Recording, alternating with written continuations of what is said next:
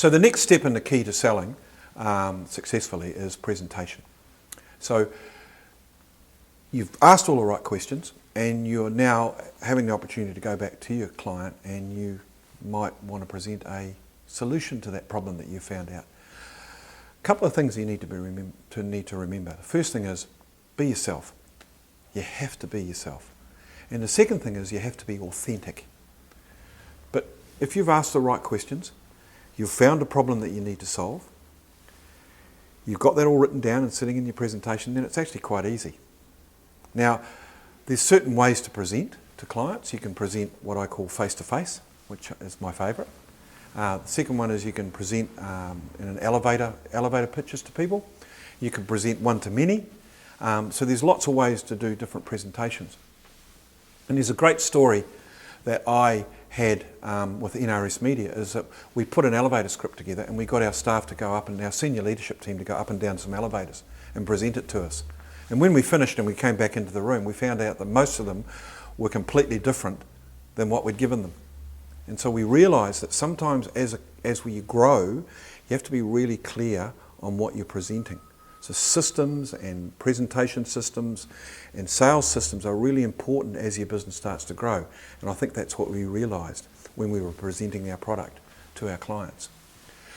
So presenting, it's natural and easy. That's the key things you need to believe in. And also, if you've got a problem that you've solved for them, then that's the opportunity to present to them.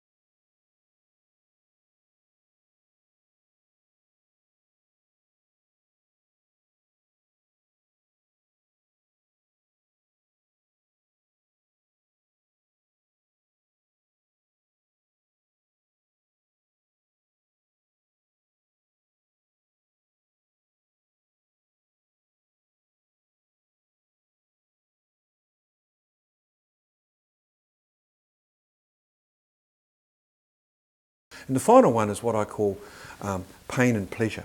Now, pain and pleasure is simply if you don't buy my product or service, this is what may happen to your business. Or even realising that people are motivated by moving away from something, so pain, and moving towards a result. Because often is if you can show that you've identified a problem and you have a solution, and by using that solution they can get a result, that will certainly help you. So those are the motivations that sometimes come into play and are always in play often when you're negotiating.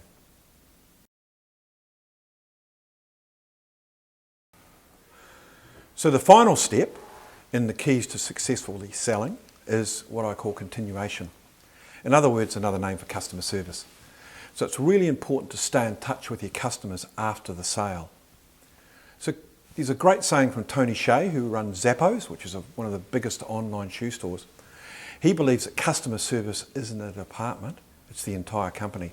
There's a great story about the Amazon founder, Jeff Bezos, who talks about how to treat customers. And at every senior leadership team that he ran when he first started the business, he used to have a spare chair sitting in the corner.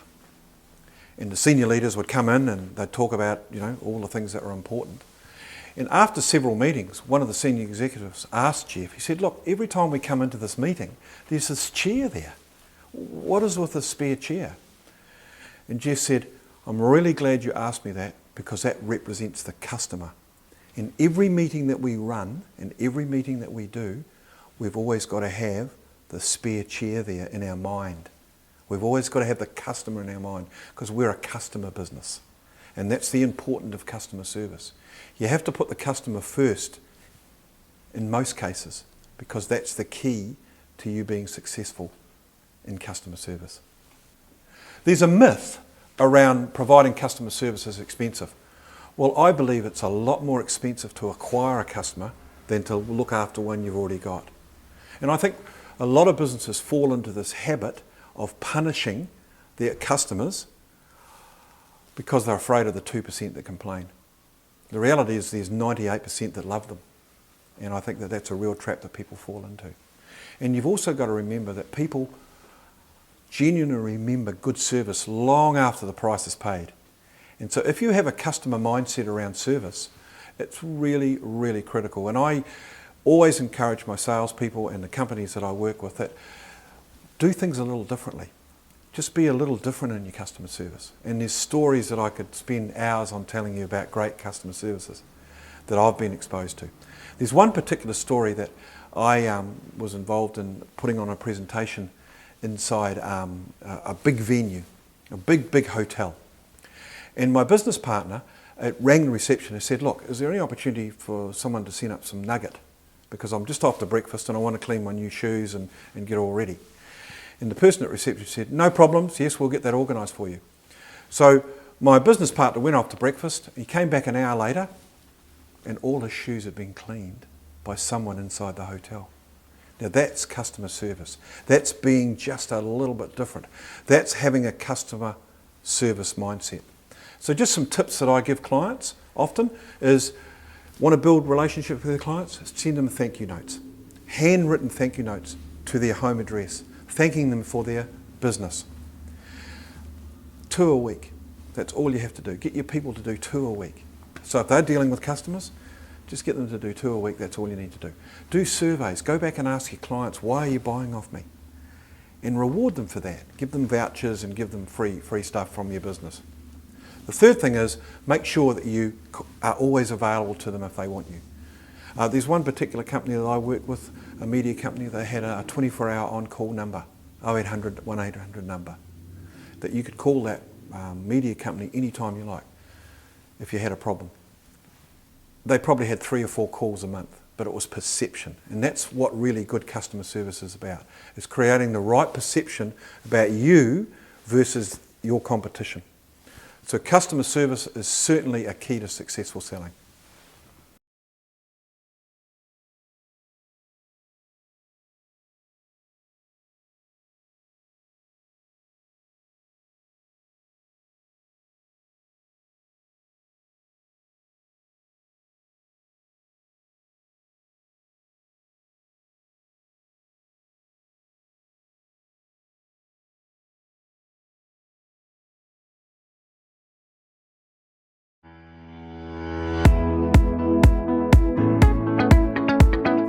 Hi, I'm Mike Brunel. My partners and I built a global sales company that specialised in helping media companies sell more advertising to their advertisers.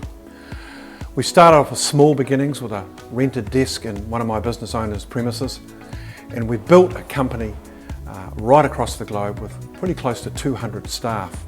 Our products and services, we generated 300 million a year on average over the last 10 years, and our products were sold in 23 countries and 11 languages.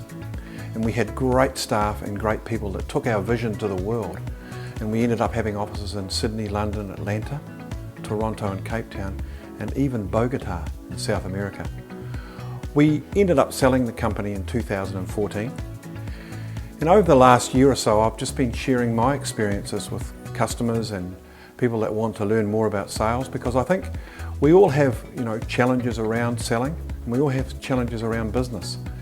And part of my expertise is I like to add value to clients in all aspects of selling, not just sales skills, more of a holistic approach to selling, and really getting alignment and clarity for our clients that really know who they're selling to, why they're selling that product, what it is they're selling and why they're selling. So I certainly work with small, medium, entrepreneurial and startup companies that are new to sales, executives that need support and really need to get alignment and developing their new business, and business owners that really aren't confident around selling.